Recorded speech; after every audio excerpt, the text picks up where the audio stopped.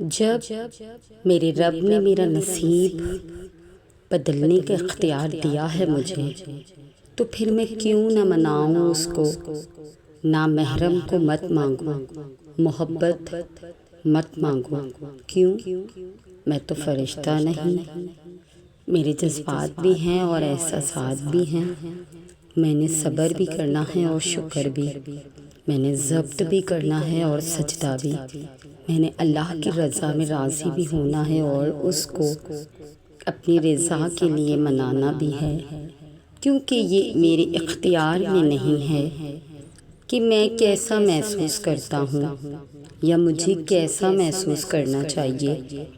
جہاں اس نے مجھے مسکرانے کا حق دیا ہے، وہیں رونے کے حق سے بھی نوازا ہے کہ جب کہہ نہ پاؤ تو رو دینا، جب کچھ بدل نہ پاؤ تو دعا کرنا، تب تک مانگنا جب تک وہ راضی نہیں ہو جاتا یا جب تک مجھے اپنی رضا میں راضی نہیں کر لیتا۔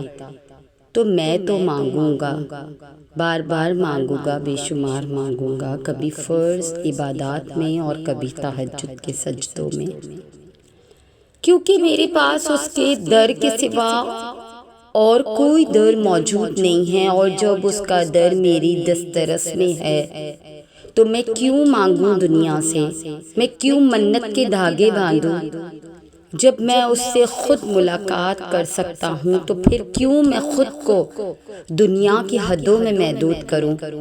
مجھے مانگنا ہے، مجھے اس کو منانا ہے، مجھے تھکنا نہیں ہے، کیونکہ میں جانتا ہوں جو نصیب سے بھی نہیں مل پاتا وہ تہجد سے مل جاتا ہے۔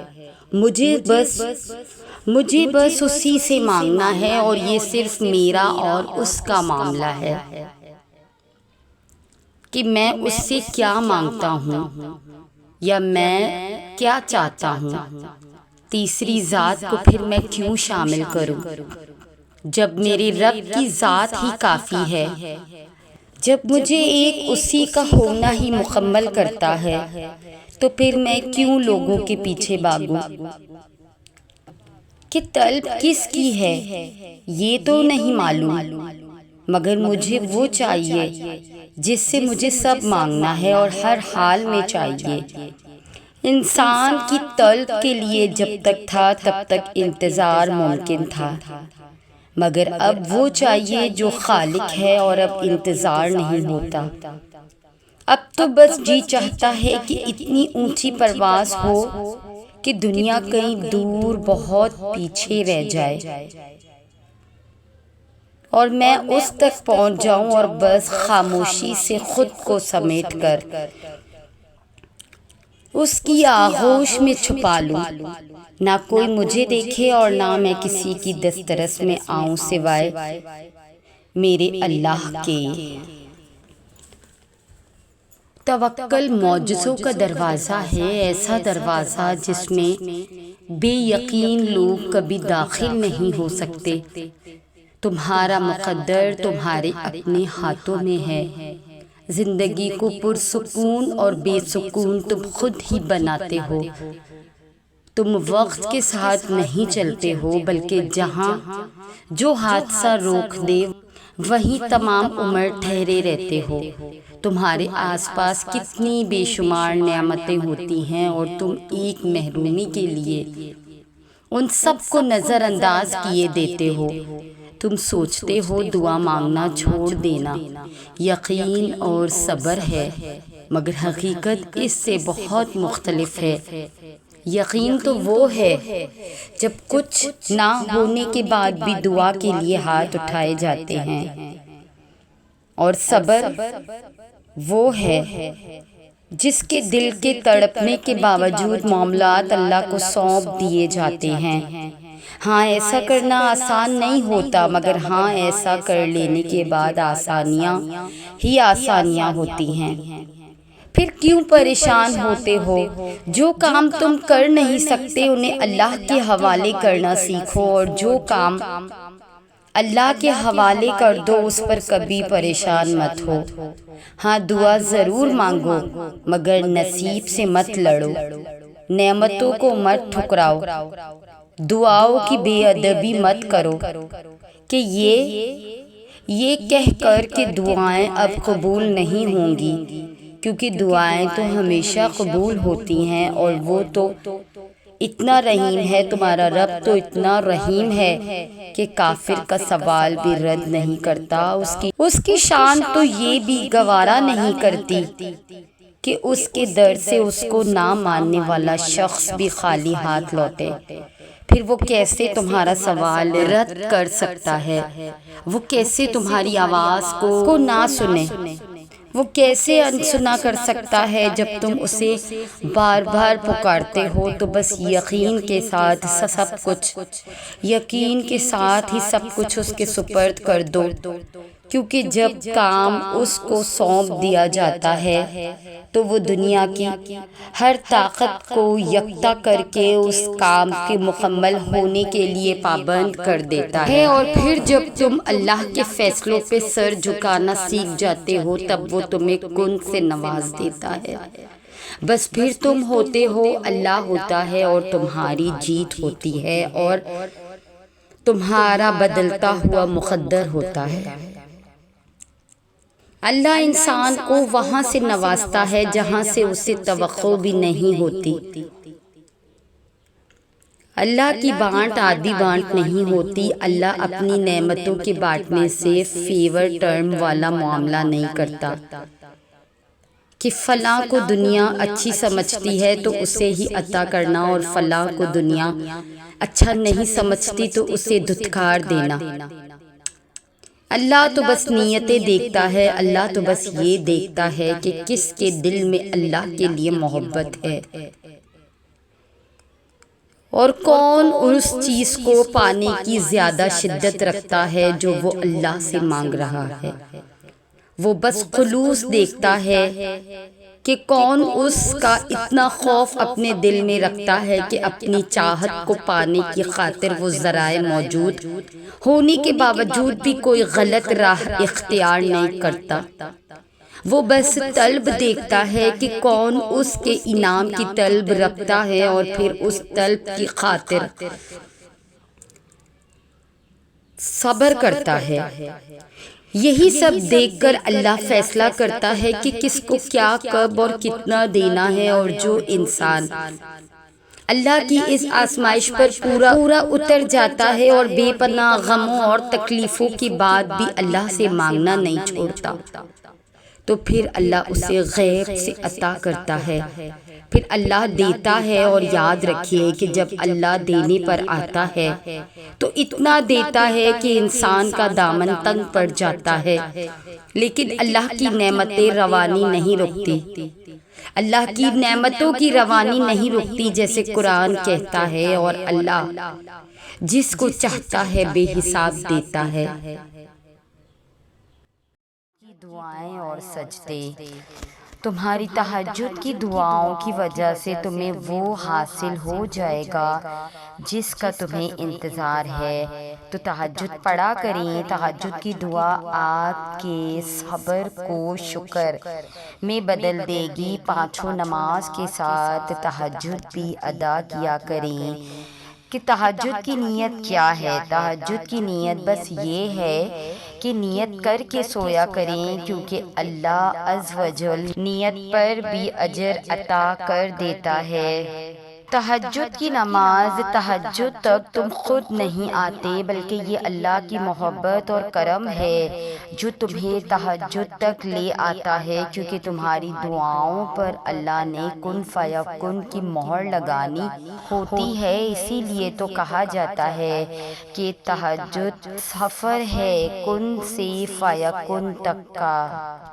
وہ رسوا نہیں کرتا زمانے کی طرح، وہ اپنے در پر آنے والوں کو تھام لیتا ہے۔ توفیق تہجد کا ہم سے واپس لے لیا جانا ہمارے کسی گناہ کی وجہ سے بھی ہو سکتا ہے کہ آدھی رات کو اللہ کے سامنے جائے نماز پر کھڑا ہونا اور سجدہ کرنا بہت بڑی اعزاز کی بات ہے، اور نافرمان اس اعزاز کا مستحق نہیں ہوتا۔ آپ دن بھر اپنے رب کی تابعداری کریں گے تو وہ رات کی نماز کے لیے آپ کو بیدار کرے گا۔ تہجد کیا ہے اور کچھ راتیں وہ نیند سے خالی رکھتا ہے، اسی لیے تاکہ اس کا بندہ اس سے باتیں کرے۔ جب کوئی اس سے نہیں مانگتا تب اس کا بندہ اس سے مانگے، اور پھر جو کسی کو بھی نہیں ملا وہ تمہیں عطا کر دیا جائے گا۔ تہجد ادا کرنا، اللہ فرماتا ہے مانگو مجھ سے، تو مجھ سے مانگو تو ایسے کیسے ہو سکتا ہے کہ میں دوں گا نہیں؟ اللہ وہ بھی سنتا ہے تہجد کے وقت جو تم کسی سے کہتے نہیں۔ تہجد میں کی گئی التجائیں اللہ کبھی رد نہیں کرتا۔ تہجد کی دعائیں، تہجد میں مانگی گئی دعائیں اللہ ضرور سنتا ہے۔ اللہ اپنے محبوب بندوں کو ہی تہجد پڑھنے کی توفیق عطا فرماتا ہے۔ اس دنیا میں ایسی کوئی شے نہیں جو تہجد میں مانگی جائے اور وہ نہ ملے۔ تہجد کی طاقت، جب رات کے آخری پہر اللہ تمہیں خود چنتا ہے تہجد پڑھنے کے لیے، تو پھر سوچو وہ تمہیں خالی کیسے لوٹائے گا کہ تہجد تم خود نہیں پڑھتے، تمہیں وہاں عرش سے بلاوا آتا ہے جو ہر ایک کو نصیب نہیں ہوتا۔ یہ ایسا بلاوا ہے جو ہر ایک کے لیے نہیں ہوتا، ہر ایک کو نصیب نہیں ہوتا۔ ٹوٹے دل تہجد میں جڑتے ہیں، بکھرے وجود یہاں آ کر سنبھل پڑتے ہیں۔ کہ تہجد کی طاقت تو یہ ہے کہ تہجد کے وقت ٹوٹے ہوئے لوگ سکون پاتے ہیں، اور جو خیال بھی آ جائے وہ بھی قبول ہوتا ہے، وہ بھی دعا، وہ بھی چیز تہجد کی دعا میں مل جاتی ہے۔ اسی لیے جب بھی رات کے آخری پہر آنکھ کھلے تو اسے بے وجہ مت سمجھ لینا، اس کا مطلب اللہ تم سے تہجد میں ملاقات کرنا چاہتا ہے۔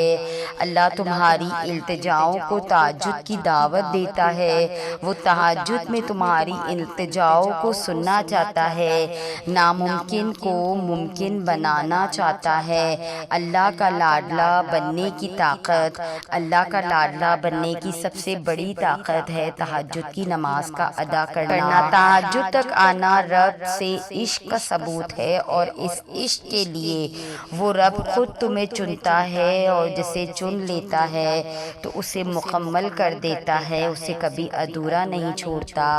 تہجد کا بلاوا فرض سے نہیں عرض سے آتا ہے۔ تہجد کی نماز کی سب سے اہم بات یہ ہے کہ اس کے لیے اذان نہیں ہوتی۔ تہجد کا سجدہ اسے ہی نصیب ہوتا ہے جسے رب چاہتا ہے کہ خود ہی تمہاری آنکھ تہجد کے وقت پر کھل جایا کرتی ہے۔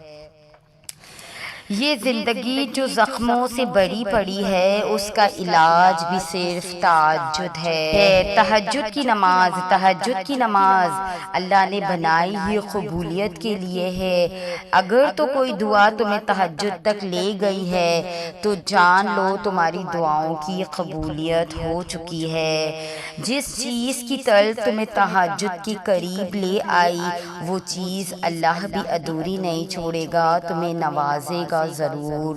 یا اللہ، اللہ سے دل جموئی کے ساتھ تہجد میں سسکیاں لے لے کر مانگو کہ تہجد کی سسکیاں جب اللہ کے دربار میں گونجتی ہے تو دعا ضرور قبول ہوتی ہے، لیکن دعا کی قبولیت کو کبھی کبھار وقت لگتا ہے، کیونکہ جس وقت تم دعا مانگ رہے ہو شاید وہ وقت قبول کرنے کا صحیح وقت نہ ہو، کیونکہ خواہشات بھی بہترین وقت پر قبول ہوتی ہے۔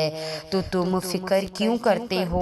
اگر تم نے تہجد پڑھ لی تو اپنی ساری مشکلیں، اپنی ساری پریشانیاں، اپنی ساری التجائیں بس رب کے دامن میں ڈال دو۔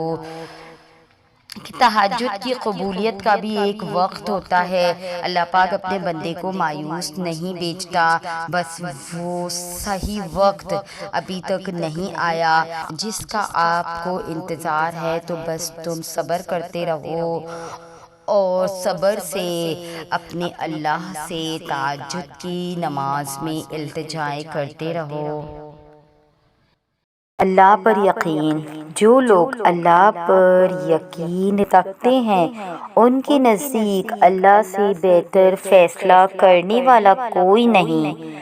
اللہ تعالیٰ ذات سے نہیں بلکہ اپنی صفات سے۔ تو یہ تھی ہماری آج کی ویڈیو۔ اگر آپ ہماری اس کاوش کو پسند کرتے ہیں تو ہمارے چینل کو سبسکرائب کر کے ہمارے ساتھ جڑ جائیے۔ جزاک اللہ۔